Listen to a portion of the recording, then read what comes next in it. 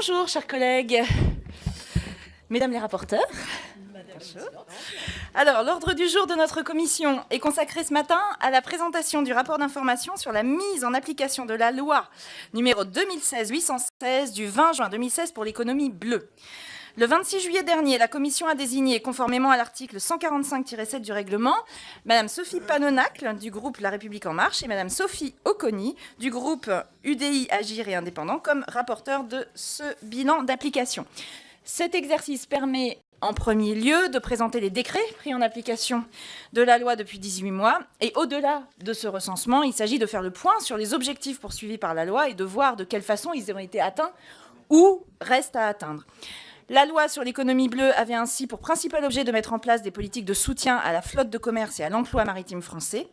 La table ronde organisée la semaine dernière sur la situation portuaire a déjà permis d'apporter des premières réponses. Nous allons maintenant écouter nos deux rapporteurs, puis nous procéderons à la phase des questions. Mesdames, vous avez la parole.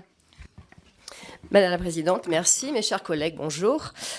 Nous sommes particulièrement heureuses de vous présenter à deux voix le travail que nous avons réalisé sur l'application de la loi du 20 juin 2016 pour l'économie bleue. Ce travail a pu être mené à bien dans des délais raisonnables, compte tenu du renouvellement de la législature. Il n'est pas présenté 6 mois après la promulgation de la loi, mais bien 6 mois après le renouvellement de notre Assemblée. Il était important que nous disposions, dès le début de cette 15e législature, de ce document, et il va incontestablement nous servir de nouveaux points de départ pour améliorer et amplifier la loi pour l'économie bleue. Donc les deux rapporteurs sont issus, l'une de la Gironde pour moi et de l'Indre-et-Loire pour Sophie, de groupes politiques de la majorité et de l'opposition, ce qui n'a pas empêché que ce travail débouche sur de nombreuses propositions concrètes. Elles visent toutes à améliorer de façon pragmatique ce qui peut l'être. La loi a été un succès, mais il manque désormais, comme le Premier ministre l'a impulsé aux Assises de la mer, une grande politique de la mer. Le Parlement doit y prendre toute sa place. Il faut rappeler que la loi est issue d'un premier travail prospectif qui a été lancé et suivi par Arnaud Roy lors de la précédente mandature, puis d'une proposition qu'il a déposée et dont il a été le rapporteur. Le Sénat, sans bouleverser les équilibres de ce texte, les a modifiés, enrichis à la marge, mais c'est surtout le débat à l'Assemblée qui a été riche et qui a abouti à un texte de 97 articles, renvoyant à une ordonnance qui en compte 66 et à une trentaine de décrets. Nous attirons l'attention sur le fait que très souvent, on critique l'initiative parlementaire, mais qu'ici, celle-ci a été particulièrement riche, notamment en ajoutant des dispositions sur la sécurité à bord, qui s'imposaient par exemple sur les registres des passagers, les fouilles ou les conditions d'intervention de sociétés privées ou encore sur l'échange des données. Il faut souligner que ce volet, liberté publique, n'a donné lieu à aucun problème d'application. Donc nous avons entendu et rencontré tous les acteurs du milieu maritime. Nous avons mené dans le cadre de la commission une table ronde le 13 décembre dernier consacrée aux grands ports maritimes. Notre travail débouche donc sur une quarantaine de propositions d'ampleur inégale qui toutes convergent vers le constat que ce texte comportait de multiples remises à niveau sans pour autant reprendre une véritable ambition nouvelle pour la mer. Donc il ne faut pas négliger son importance, bien sûr, mais il est une étape qui doit nous inciter à rester vigilants et à développer une ambition nouvelle. Donc la France est un pays littoral, mais ce n'est pas un pays maritime. Dans l'introduction, nous constatons la perte de parts de marché. Une seule grande société commerciale de navigation, CMA CGM, est française. Notre flotte de commerce n'est plus qu'au 31e rang mondial, d'où la nécessité de défendre le pavillon français et l'emploi de marins français, tant pour la pêche, où nous importons 70% de notre consommation, que pour l'activité portuaire, où l'essentiel du trafic des conteneurs va à Anvers et Rotterdam plutôt qu'au Havre, même si ce port a augmenté son activité de 15% l'année dernière. Le secteur du nautisme, par contre, se porte bien, puisque notre pays se trouve au premier rang mondial. La défense du pavillon passe par l'égalité des conditions de concurrence. La loi économie bleue avait prévu de mettre en œuvre l'exonération des charges pour les marins, dit net wage, Le projet de loi de finances a voulu revenir sur cet aspect. Pour une économie de 20 millions d'euros, les conséquences pour l'emploi auraient été bien sûr dramatiques. Et nous avons été nombreux à monter au créneau pour obtenir de la part du gouvernement un gain de cause. D'ailleurs, l'un des sujets d'inquiétude demeure la responsabilité élargie des producteurs pour les épaves de navires, c'est l'article 55. La loi de transition énergétique avait prévu la mise en place en 2017 de ce système de récupération des épaves. Je rappelle qu'il y en a 41 000 tonnes à recycler selon l'ADEME. Il a été reporté d'1 an par l'article 55 de la loi économie bleue et il vient de l'être à nouveau par la loi de finances. Au moment où le gouvernement va mener des assises de l'économie circulaire, va-t-il pour la première fois abandonner un système de responsabilité élargie du producteur aussi emblématique que celui-là? C'est une vraie question. À la suite des derniers ouragans, donc, le port de Saint-Martin n'est plus fonctionnel à cause d'un nombre important d'épaves. J'ai tenté de défendre un amendement pour anticiper l'application de ce texte conformément à la loi, ce qui n'a pas fonctionné. En fait, le problème tient à un système fiscal des droits de francisation, DAFN, qui est à ce jour obsolète, et dont le coût de recouvrement est exorbitant et contraire à la logique écologique. Les DAFN, qui représentent 46 à 47 millions d'euros, une fois que les douanes prélèvent 5 millions d'euros au titre du recouvrement, sont censés financer d'abord le Conservatoire du littoral, la Corse, la SNSM, et enfin la REP sur les épaves de navires. Mais peut-on admettre un système où les bateaux les plus anciens sont exonérés ? Nous proposons donc de moderniser la fiscalité à partir du droit d'immatriculation sous la forme d'une carte d'immatriculation, comme il existerait par exemple une carte grise. Les douanes pourraient mettre en place un portail unique, d'ailleurs également valable sur le fluvial, ce qui permettrait de dédouaner au Havre et de venir jusqu'à Paris. Cette modernisation permettrait sans doute même d'englober les droits de port. Elle est à nos yeux essentielle. Le système actuel ne donne plus satisfaction à personne et ceux qui payent, ni ceux qui recouvrent, ni aux attributeurs réels ou potentiels. Donc modernisons le droit de passeport, le droit de francisation et si possible les droits de port au profit d'un système unique dont l'assiette principale doit être l'immatriculation qui concerne tous les navires. Ayons une fiscalité adaptée, comme en automobile, au renouvellement du parc et nous améliorerons le recouvrement. La loi y conduit naturellement. Les actes de francisation sont désormais confondus. Il faut que cette fusion serve à une assiette unique et à un recouvrement unique. À cet égard, nous devons souligner l'aspect positif de l'affectation d'une partie des droits de port pour l'accueil des marins. Sur ce point, la loi s'est très bien appliquée. On doit également souligner que le rapport sur l'ENIM est paru conformément à la loi et qu'il existe un fort attachement des marins à leur régime. Et qu'à l'heure où nous parlons d'un régime unique, c'est un vrai sujet, un régime de retraite unique, c'est un vrai sujet de discussion.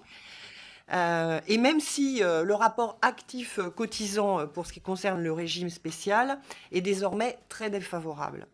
Nous ne souhaitons pas que l'âge de départ en retraite fixé à 55 ans pour les marins soit remis en cause prochainement.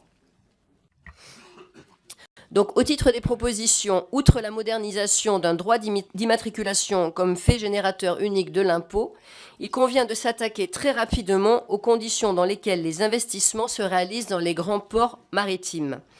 Une décision du Conseil d'État du mois de mars a en effet prévu que les conventions de terminal étaient des concessions, ce qui implique que la propriété des biens reste en grande partie acquise au port. Il faut 34 mois pour réaliser un investissement sur un grand port maritime contre 12 à l'étranger. Les investisseurs, à défaut d'une lisibilité sur le retour sur l'investissement, risquent donc de se décourager. La seule avancée prévue par la loi était la mise en place de commissions des investissements. La plupart des GPM, grands ports maritimes, ne l'ont pas réalisé. Il faut sans doute aller beaucoup plus loin sur les questions de domanialité et de foncier portuaire. Ce rapport comporte un long développement sur le nécessaire désenclavement du port du Havre. pour lequel un délégué ministériel a été nommé par le Premier ministre.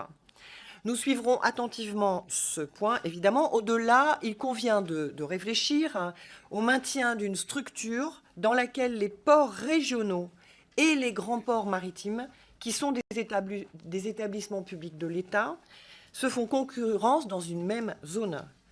Voyez à Calais et à Dunkerque, par exemple.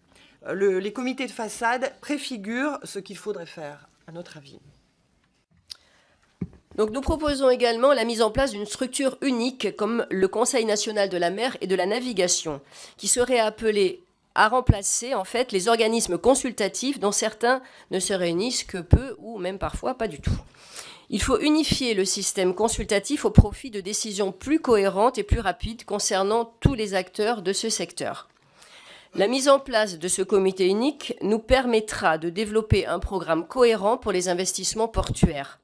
L'article 20 de la loi prévoit donc la mise en place de commissions des investissements. Or, seule La Rochelle, aujourd'hui, y a procédé et Nantes est en train de le faire.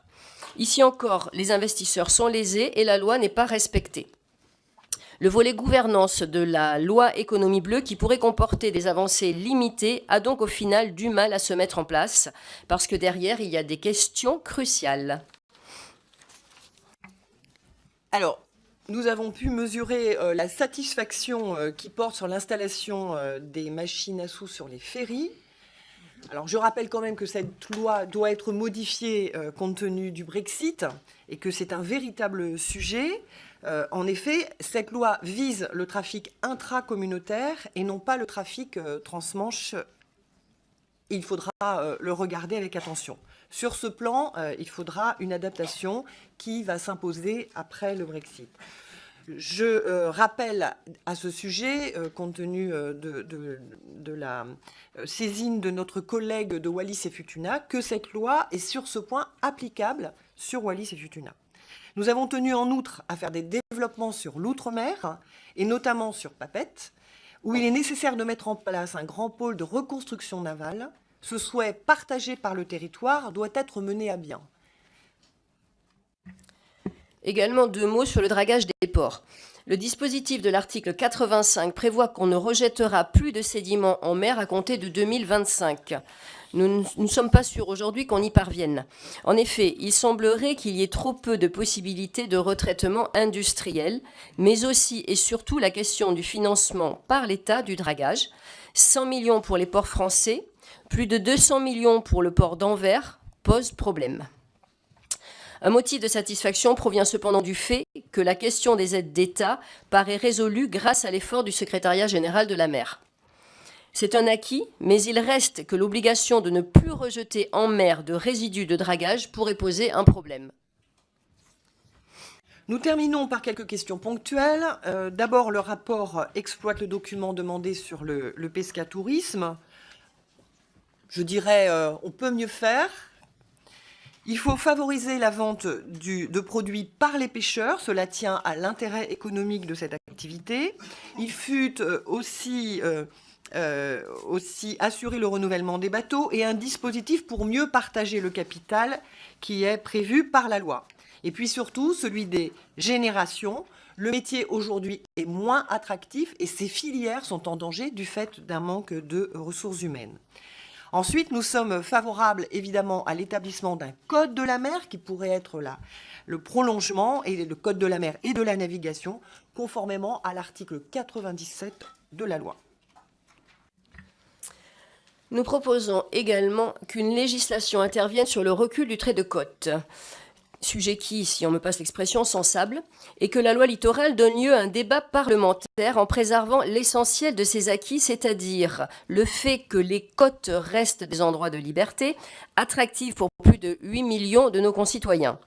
Ne toucher ni à la zone d'inconstructibilité des 100 mètres, ni aux règles générales concernant les constructions, mais regarder si l'application stricte ne mérite pas des inflexions pour favoriser le logement ou les services publics là où c'est nécessaire.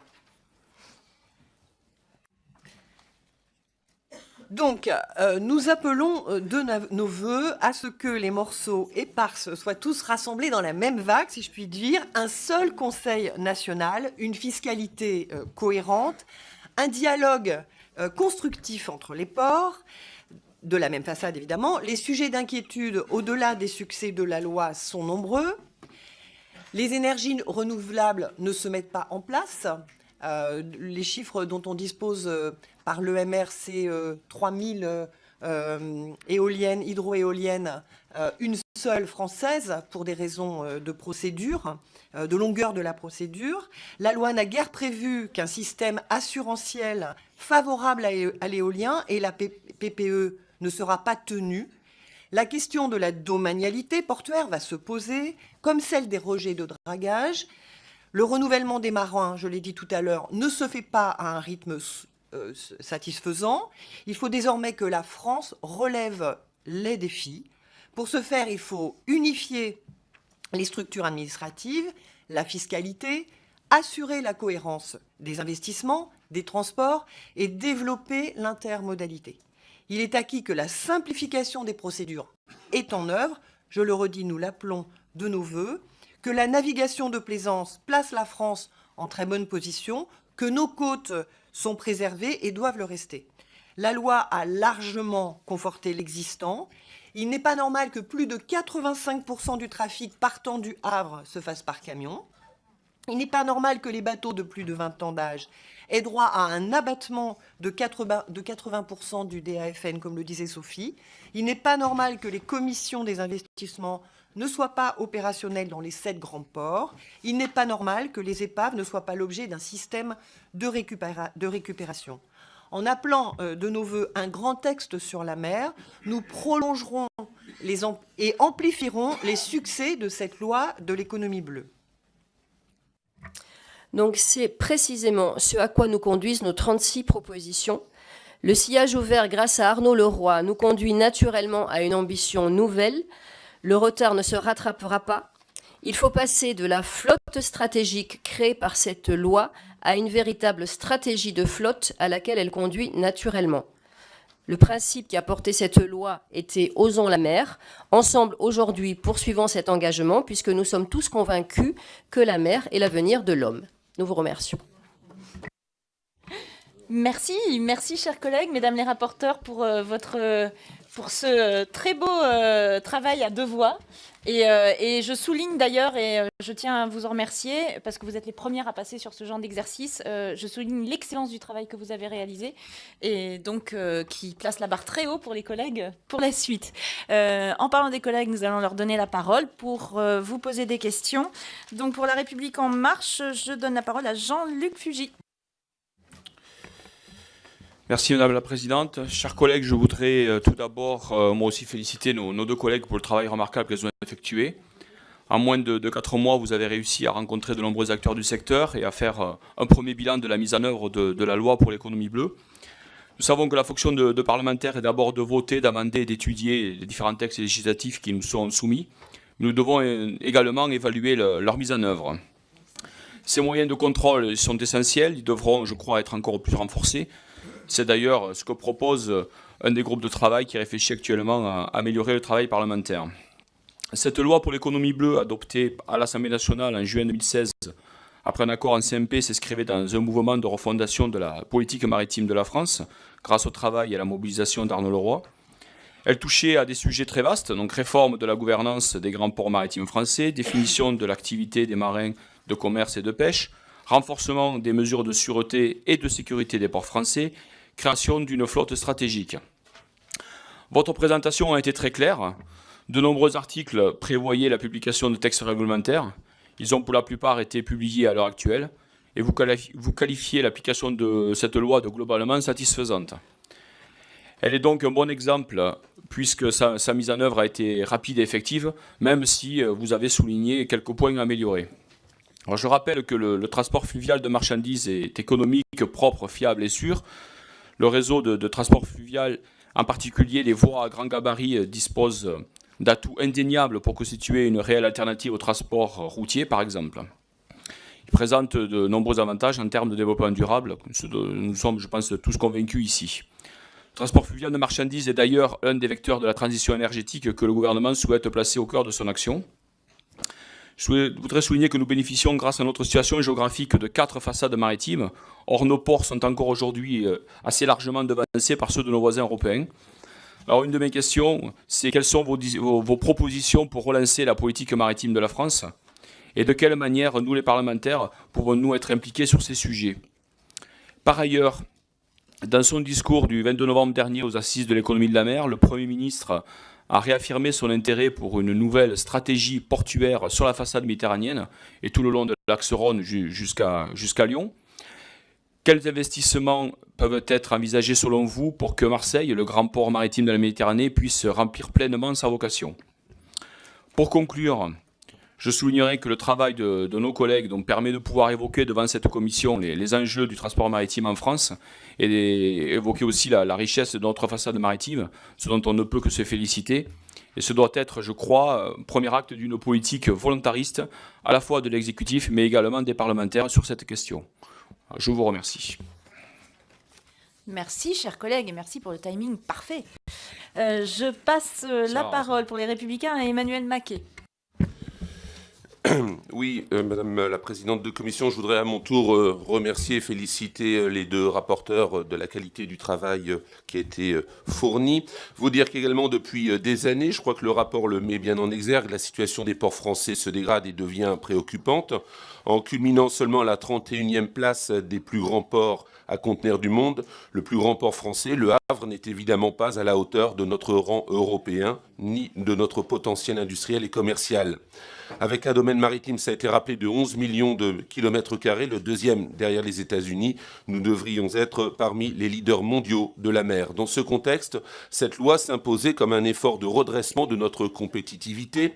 18 mois plus tard, votre rapport nous est d'un grand secours pour évaluer l'efficacité. Je tiens à féliciter, mesdames les rapporteurs, pour la richesse des échanges que nous avons eus et qui permettent d'explorer pleinement notre rôle d'évaluation de la loi et qui, je l'espère, sera amené à s'amplifier. Même si cette loi n'était pas mauvaise en soi, il apparaît bien vite que vous nous faites que confirmer les inquiétudes du groupe Les Républicains de l'époque, à savoir qu'il s'agit d'une occasion manquée. La stratégie portuaire de notre pays attend encore le moment de sa refondation. Je regrette par exemple que l'économie maritime ne fasse pas l'objet d'un ministère à part entière. D'ailleurs, vous faites des propositions sur ce sujet, tant son rôle est important pour notre succès dans un contexte de mondialisation. Davantage de ce qui a été fait dans cette loi, c'est ce qui reste à faire que votre rapport permet d'appréhender. Nous voyons maintenant se dessiner une feuille de route pour l'économie bleue, qui sera, je n'en doute pas, la base du prochain projet de loi dont Édouard Philippe a récemment exposé les enjeux. Ce projet devra se montrer ambitieux sur le statut des gens de mer, qui doit pérenniser le dialogue tout en libérant les énergies. Il devra retravailler les objectifs de valorisation des sédiments marins de dragage, je pense que vous en êtes ouvert tout à l'heure, qu'il est impossible de financer en l'état actuel des choses. Il devra sécuriser les activités halieutiques, dont les acteurs s'inquiètent d'une réduction drastique des zones de pêche entre le Brexit et les parcs éoliens offshore. En parlant d'énergie, le projet devra proposer une vraie ambition pour les énergies marines, à la condition de mettre en place une concertation ouverte entre les usagers de la mer, dont la vie n'est pas, à mon sens, suffisamment considérée dans les grands projets de l'État. Enfin, il devra réinvestir dans la filière marémotrice, dont notre pays qui est tombé en désuétude de manière incompréhensible, alors que nous étions, je le rappelais il y a peu de temps, pionniers dans les années 60. C'est donc une grande attention que le groupe Les Républicains examinera les prochains textes qui veillera à contribuer à ce que tous ces points y soient abordés. Merci. Merci, chers collègues. Pour le groupe MoDem, la parole est à Jimmy Pain. Merci Madame la Présidente, Mesdames les rapporteurs, chers collègues. Moi aussi, je voulais vous remercier pour la qualité de votre rapport et vous dire combien je suis heureux que les choses de la mer nous préoccupent tous aussi vite. Vous, avec ce rapport, le Premier ministre, avec un CIMer réuni les 6 premiers mois de sa mandature, et puis ces économies de la mer où il s'est dit beaucoup de choses sur 4 postes importants qui sont la marine de commerce, la pêche, les énergies marines renouvelables et la plaisance. Alors voilà ce que je me souviens un petit peu de ce qui a été dit. Sur le commerce c'est quand même bien organisé. La marine de commerce est bien organisée et elle est... et elle est vertueuse, parce qu'on n'a pas parlé de ces bateaux GNL qui viennent d'être commandés par CMA CGM et par Brittany Ferries, et ça c'est important quand on sait combien, hélas, le trafic maritime pollue. On a vu aussi quand même les bonnes nouvelles sur le port du Havre, qui est en augmentation de 15%, l'importance de cette chatière qu'il va falloir réaliser pour ouvrir la liaison fluviale vers Paris. La pêche, on a vu aussi que là, il y avait des choses en bonne voie, des bateaux neufs en chantier, des quotas plus ou moins respectés. On a vu que sur le Merluchon, sur le thon rouge, les quotas se portent bien, des soucis sur le bar. L'embauche, il faut continuer à mettre en avant un petit peu nos lycées maritimes, parce que je crois que chez moi en Bretagne, c'est 100% d'augmentation de travailleurs européens qui sont venus, essentiellement des Portugais et des Espagnols, qui viennent maintenant pêcher parce que la pêche est un métier difficile. Et puis surtout vous alerter, mes chers collègues, parce que le 16 janvier prochain, je crois qu'au Parlement européen devrait passer une demande de pêche électrique par de Hollandais. Il faut vraiment qu'on soit vigilants et que nous soyons forts et que nous puissions peut-être rédiger tous une motion dans le sens que ça ne doit pas se faire. Les énergies marines renouvelables, moi j'ai la chance d'être sur une zone test parce qu'on va créer une ferme éolienne entre Belle-Île-et-Groix, et ça il faut y aller. Le Premier ministre, je vous rappelle, a dit que dans 50 ans, même un peu moins, il fallait que les Bretons et que les Normands soient autonomes en énergie. Il l'a dit. Et sur la plaisance, alors sur la plaisance, eh ben, écoutez, la plaisance se porte bien. Le dernier salon nautique nous a donné 10% d'augmentation. Vous avez raison, mesdames, quand vous parlez du DAFN, parce que le DAFN, on ne peut pas le tirer partout. Le DAFN, il est et premièrement, réservé au Conservatoire du littoral qui, depuis des années, fait un super boulot pour préserver le littoral. Il faut certainement faire des efforts pour rassembler, organiser la quête de ce DAFN.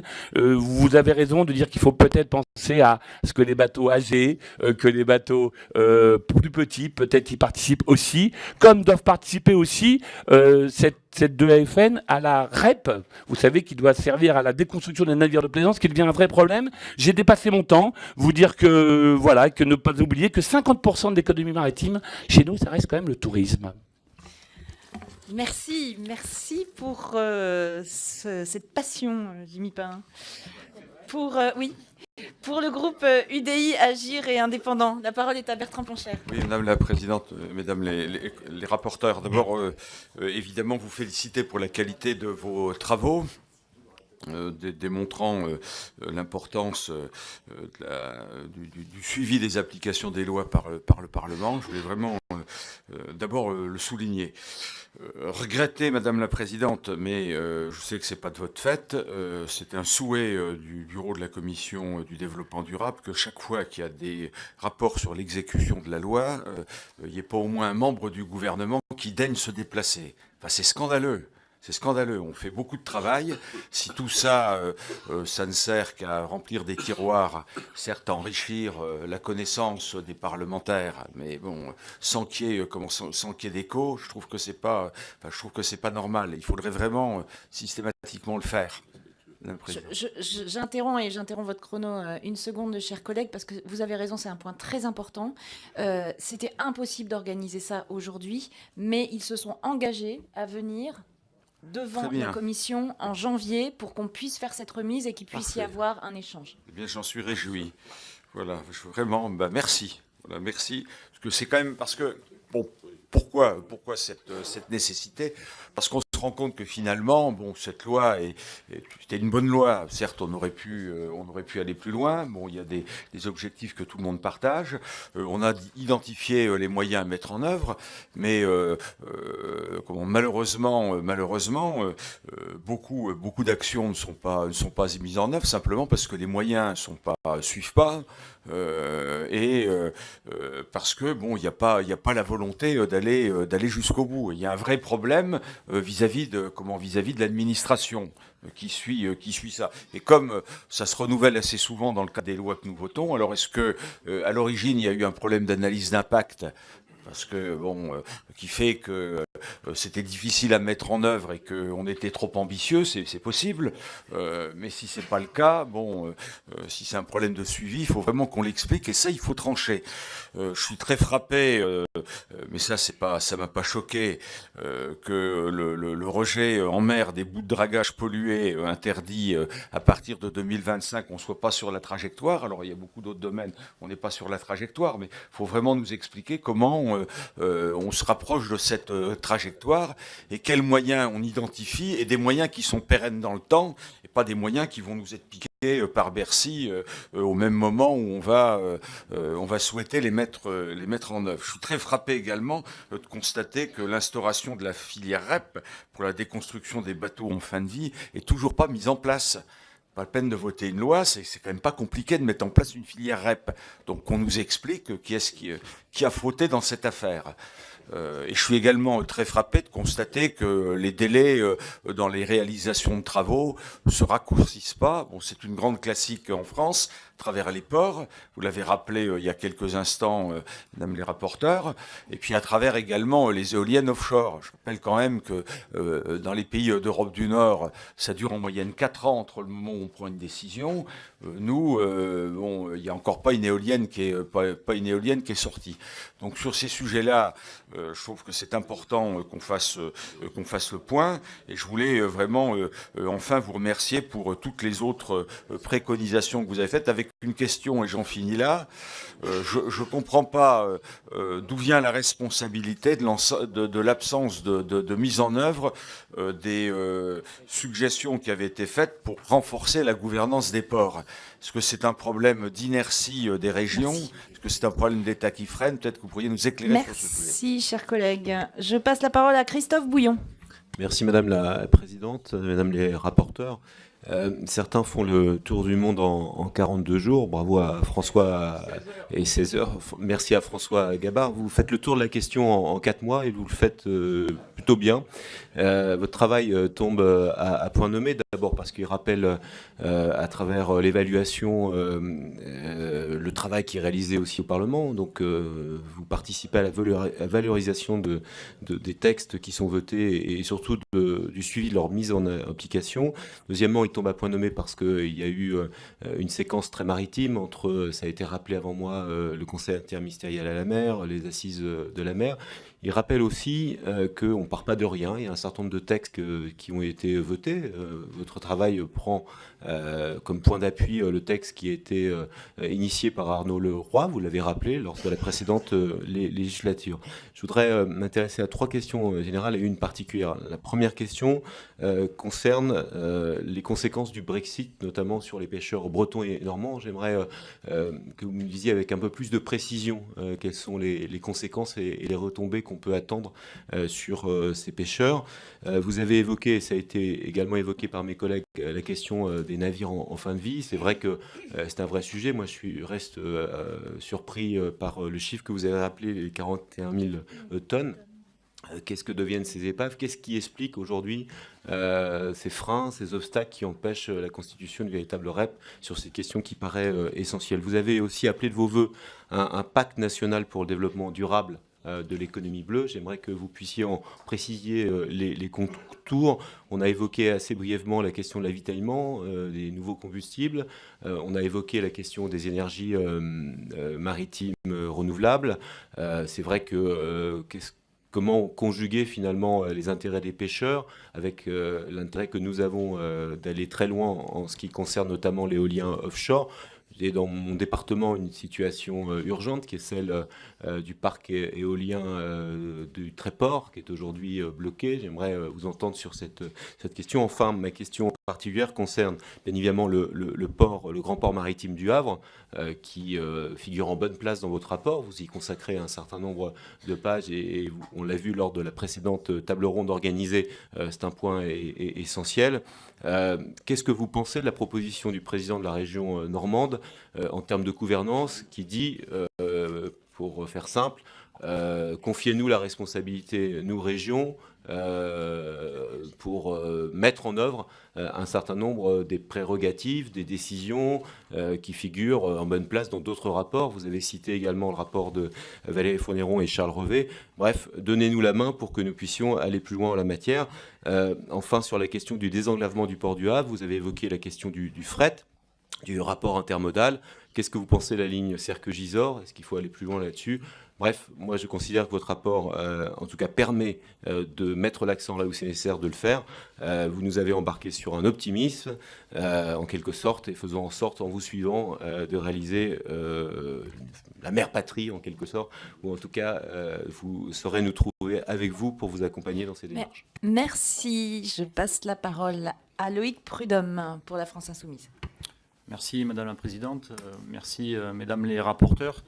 Je voudrais déjà souligner, comme l'ont fait les collègues avant moi, la qualité du rapport que vous nous présentez, mais en même temps affirmer pour le groupe de la France Insoumise qu'il faut aller plus loin. En effet, cette loi sur l'économie bleue a été nommée ainsi en opposition au rouge de l'ère industrielle ou au vert du développement durable. L'ambition du texte était d'accroître les bénéfices tirés par la France de l'activité maritime, tout en affichant le souci de l'environnement. La France est le deuxième domaine maritime mondial derrière les États-Unis.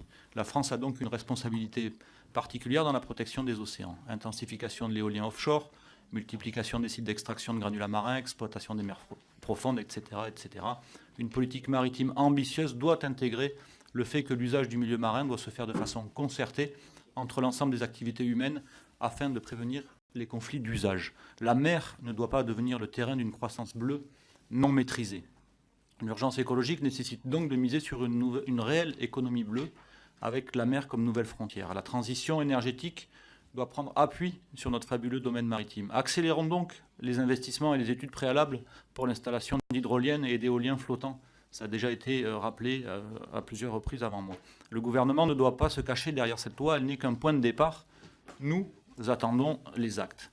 Aux Assises de la mer en novembre 2017, Édouard Philippe déployait sa vision maritime du gouvernement, déployer la vision maritime du gouvernement. Il a notamment annoncé le transfert de compétences aux régions de tous les ports, hormis Le Havre, Marseille, Dunkerque. Baisser les dotations générales de fonctionnement aux régions et leur transférer la gestion des ports revient à réduire à néant tout espoir de développer une politique ambitieuse. Vous développez et privatisez les ports, mais qu'en est-il de nos objectifs climat? La consommation totale de carburant du secteur maritime est passée de 291 à 298 millions de tonnes, soit une hausse de 2,5% entre 2013 et 2015. Les émissions de gaz à effet de serre liées au transport maritime augmentent. Une réelle politique maritime doit être impérativement conditionnée par la bonne atteinte de l'état écologique des eaux, par le maintien de la biodiversité et des écosystèmes, dans la perspective et l'atteinte des objectifs environnementaux de la DCSMM, Directive Cadre Stratégie pour le milieu marin. Je ne citerai qu'un exemple de la différence entre le vote d'une loi et son application. L'interdiction des rejets en mer des sédiments et résidus de dragage pollués, au-delà d'un seuil fixé par voie réglementaire, est inscrit dans cette loi. Pourtant, l'entrée en vigueur de cette interdiction a été repoussée au 1er janvier 2025 au lieu du 1er janvier 2020. Pire, l'Union européenne se prépare à voter des dérogations pour élargir la pêche industrielle avec chalut électrique. Mon collègue l'a rappelé avant moi. Le gouvernement doit tenir une position absolument ferme sur ce volet et nous serons aussi vigilants sur ce point-là. Il en va de la survie de la pêche artisanale et des ressources halieutiques. La politique maritime que nous défendons permettrait de créer 300 000 emplois, tous secteurs confondus. Nous attendons donc le gouvernement sur ce volet. Il ne tient qu'à lui de faire appliquer concrètement les prétentions de cette loi, voire plus. Je vous remercie. Merci Loïc Prudhomme. Comme j'ai eu simplement 2 questions d'1 minute, on va les passer tout de suite et puis comme ça vous répondrez à tout le monde en même temps. Donc pour les questions d'1 minute, la parole est à Jean-Marie Sermier. Merci Madame la Présidente, félicitations Mesdames les rapporteurs. Vous savez tous que le transport maritime est le transport essentiel sur la planète. 90% du transport se fait par la voie d'eau et par l'intermédiaire notamment des containers. Or, les containers, effectivement, Le Havre les accepte. C'est même la Rolls-Royce des ports, nous dit-on. Et avec une augmentation de 15% de plus de trafic que l'année dernière, on pourrait s'en satisfaire. Toutefois, quand on regarde les chiffres par rapport à Anvers, on constate que un quart seulement du trafic Anvers, c'est le Havre. On constate aussi que 50% des containers dont la France a besoin passent par les Pays-Bas et la Belgique. On a donc une nécessité de revoir la politique portuaire, mais pour revoir aussi également la politique des infrastructures qui vont dans les ports. Alors tout simplement, que pensez-vous d'un canal Seine-Nord-Europe qui permettrait de pouvoir relier le Havre au reste de la Merci, région? chers collègues. Je passe la parole à Valérie Beauvais. Merci Madame la Présidente. Tout d'abord, mes remerciements à mes collègues rapporteurs pour la qualité de leur travail. Ma question est double. La question de la compétitivité des ports français est l'un des éléments de ce texte. En effet, malgré un espace maritime considéré comme l'un des plus importants au monde, après les États-Unis, la France souffre d'un déficit d'attractivité en la matière. Pouvez-vous nous indiquer les améliorations que vous avez relevées et les premières mesures qui, selon vous, pourraient être mises en œuvre pour renforcer et développer cette attractivité?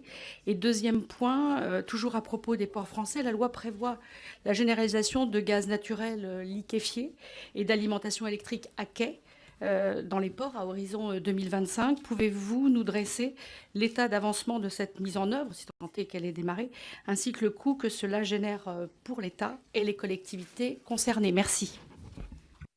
Merci beaucoup. Mesdames les rapporteurs, je vous passe la parole pour répondre à toutes ces questions. Nous allons faire de la même façon un travail à deux voix.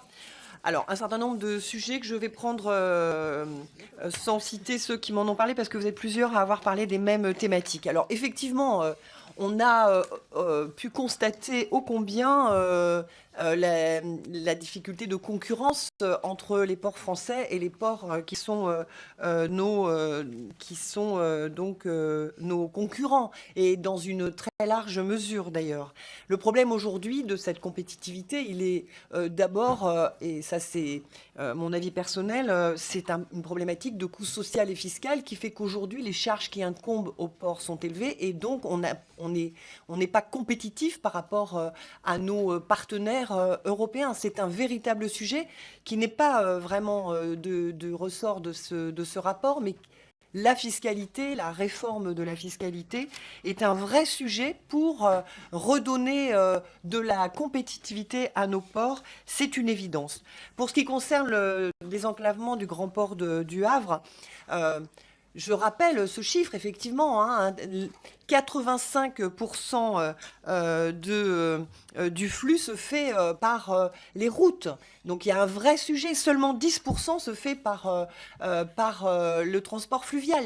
Là, il y a un vrai sujet. Là, il y a une dynamique à mettre en œuvre. C'est évident. L'intermodalité est un sujet qui doit être considéré par nous tous. Et le canal Seine-Nord est évidemment pour moi, mais ça encore, ça n'engage que moi. Pour moi, le canal Seine-Nord est un canal qui est indispensable, eu égard à la problématique de l'intermodalité et eu égard, Monsieur Prudhomme, à la problématique du CO2 et des gaz à effet de serre, évidemment liés au flux routier. Pour ce qui concerne les éléments de dragage, ça a été l'objet d'une très longue discussion. Ça a été l'objet d'une très longue discussion, d'une table ronde, au cours de laquelle nous avons mesuré de la difficulté pour nous aujourd'hui de faire en sorte que ce déchet issu du dragage devienne une ressource. C'est l'objectif auquel nous devons arriver, y compris dans l'organisation de cette filière. Et c'est un sujet qui devra être regardé avec beaucoup plus d'attention, évidemment. D'ailleurs, moi je suis très satisfaite que l'idée des assises de l'eau ait été lancée par le président Macron. Et pour moi, il est important d'adosser au grand cycle de l'eau et au petit cycle de l'eau également la problématique de l'eau de la mer. Et tous ces sujets, des éléments de dragage par exemple, sont des sujets dont nous devrons parler pendant les assises de l'eau également. Enfin, je voudrais parler de la pêche électrique.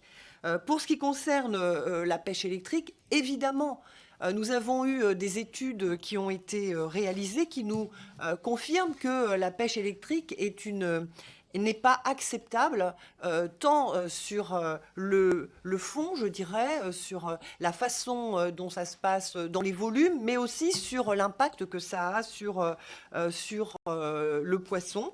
Cette façon de procéder, et pour ce qui me concerne, même si ce n'est pas dans notre rapport, ça n'est pas une façon de procéder. Nous sommes, le groupe, à l'époque, les constructifs, opposés à cette mesure, et nous l'avons dit très clairement au ministre de l'Agriculture et de la Pêche. Au niveau des 41 000 tonnes à recycler, évidemment, Bertrand Pancher, et plusieurs de mes collègues en ont parlé, c'est aussi ici un véritable sujet. Il faut noter que l'article 55 a été reporté, a permis de reporter cette dynamique d'1 an, et que la loi de finances vient de le reporter de nouveau pour 1 an. Donc on a adopté ce report. Moi, je suis tout à fait convaincue qu'il faut que nous travaillons sur cette filière, que nous mesurions de l'importance, cette fois-ci encore, du recyclage de ces bateaux qui, pour certains, se trouvent dans les ports et pour d'autres dans des jardins. Et voilà, il y a une véritable filière à lancer sur ce recyclage, et il faut qu'on soit très, très vigilant à ce que ce report ne soit que très, très temporaire, et qu'on mette en œuvre cette filière de recyclage. Et puis sur l'outre-mer, et je te laisse la parole, Sophie, pour l'outre-mer, moi, je souhaite vraiment qu'un rapport sur l'économie bleue outre-mer que cette initiative soit lancée, parce que le sujet de l'outre-mer est un sujet différent de celui qui nous occupe aujourd'hui, mais largement aussi important compte tenu du littoral ultramarin pour la France. Alors moi, je vais juste rebondir sur effectivement la REP. Nous avons fait donc des propositions, et la proposition numéro 21, je vais vous la lire: mettre en place de manière certaine la responsabilité élargie du producteur pour les épaves de navires au 1er janvier 2019, ou bien abroger définitivement l'article L504-1010 du Code de l'environnement, ce qui constituerait historiquement le premier cas d'abandon d'une filière REP décidée par le législateur au moment où le gouvernement doit publier en mars la feuille de route de l'économie circulaire, article 55. Sans commentaire. Vous avez été nombreux à parler du dragage. Donc effectivement, je crois que l'État doit prendre sa part de responsabilité, si je puis dire. Il n'y a pas de problème au regard de la notion d'aide d'État, puisqu'aujourd'hui, nous pouvons aller jusqu'à 150 millions d'euros. C'est le plafond qui a été fixé par rapport au dragage. Donc que ça se mette en place, allons-y, il n'y a pas de souci particulier. Concernant le rejet des dragages, je crois que c'est M. Prudhomme qui en parlait, effectivement c'est un problème complexe, un problème industriel et également un problème foncier. Et je pense que 2025, c'est une bonne date. Ça peut pas... désolé, c'est un peu dans l'ordre, mais bon... Monsieur Pain, concernant les lycées maritimes, effectivement, je crois que le souci, c'est qu'il y a beaucoup d'élèves aujourd'hui qui quittent la scolarité en cours d'année. Difficulté du métier, sans doute. Donc, je ne sais pas, à pousser un peu la réflexion plus loin, mais il y a un vrai souci, effectivement. Vous avez été nombreux à parler également du port de Marseille. Effectivement, il y a un problème de pollution dans le port de Marseille. Sans doute faut-il développer les navires au GNL, comme c'est en cours, puisque une grosse compagnie est en train de le mettre en place. Il faut favoriser également l'intégration du port dans la ville. Et pour ça, aujourd'hui, une borne d'avitaillement a été installée dans le port de Marseille. Donc, par rapport à la pollution, c'est un gros progrès à poursuivre. Sur le port de Marseille, non, rien de plus. Concernant le port du Havre, effectivement, il faut mettre en place un tronçon ferroviaire. Des travaux d'aménagement donc de la Chatière, pardon. Tu en parlais, le canal Seine-Nord, c'est un lourd travail et des études sont en cours, on va dire, des études préalables. Concernant les investissements, bien sûr, au niveau du Havre, je parle, le port pourrait mieux faire. Il faut, pour ça, il faut arriver à le désenclaver. Le problème du port du Havre, c'est son désenclavement. Quoi vous dire d'autre? Les questions.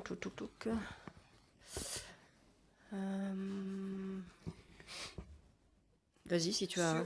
Sur l'aspect gouvernance, je pense qu'il faut qu'on mette en place au niveau législatif une véritable cohérence interportuaire, incluant les grands ports maritimes et les ports régionaux, développer des stratégies portuaires coordonnées entre les ports d'une même zone. Je pense également que d'un point de vue de la cohérence, il faut fusionner un certain nombre de bureaux de douane, par exemple pour Le Havre, Rouen et Paris, c'est l'article 27, ça concerne l'article 27. Et également, il faut, pour la gouvernance et l'organisation qui n'est pas satisfaisante, il faut effectivement qu'on aille dans le sens de procéder rapidement à l'élection des présidents de conseils de surveillance qui sont vacants. C'est le cas, et j'ai vu un député concerné, c'est le cas par exemple pour La Rochelle et pour Nantes. Il y a évidemment aussi une incitation qu'on doit mettre en œuvre sur ces sujets-là. Concernant le DFN, aujourd'hui c'est 45 millions d'euros par an. Le problème, c'est que le coût de recouvrement est de 5 à 6 millions. Donc on a quand même un vrai souci par rapport à ça. Le montant donc ne permet pas de consacrer 2,5% du produit à la REP des navires. C'était une question de Jimmy Parrain. Il y a un autre sujet sur la filière REP, le recyclage. Moi, je pense que, et nous pensons avec Sophie, que la clé de la filière REP sur les épaves de navires, c'est la modernisation, voire l'abandon du DFN au profit d'un droit d'immatriculation qui soit plus moderne, plus environnemental et avec un coût de recouvrement moindre. Et là, ce serait peut-être une façon d'inciter à cette filière, d'inciter cette filière de recyclage.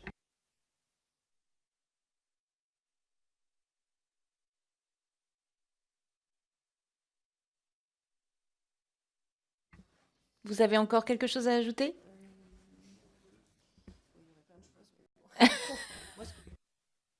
Pardon, je voudrais juste dire combien il a été agréable de travailler sur ce rapport, qui est un rapport qui est abouti, dont l'application est très satisfaisante, même si il y a matière à inciter à aller plus loin sur un certain nombre de sujets. Je voudrais remercier l'ensemble des fonctionnaires de l'Assemblée nationale, des administrateurs qui nous ont soutenus et accompagnés tout au long de ce travail. Et je voudrais saluer l'état d'esprit et la construction avec laquelle nous avons travaillé avec Sophie sur cette thématique. Et c'est un sujet passionnant qui mérite qu'on aille beaucoup plus loin encore. Merci. Merci Sophie. Eh bien écoutez, ce n'est que le début d'un long travail de toute façon. Ce n'était que la suite bien sûr de la loi d'Arnaud Leroy. On a encore des tas de sujets à aborder et à approfondir pour avancer.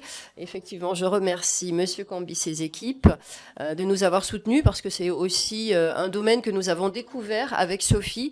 C'est parfois technique et complexe, mais c'est passionnant.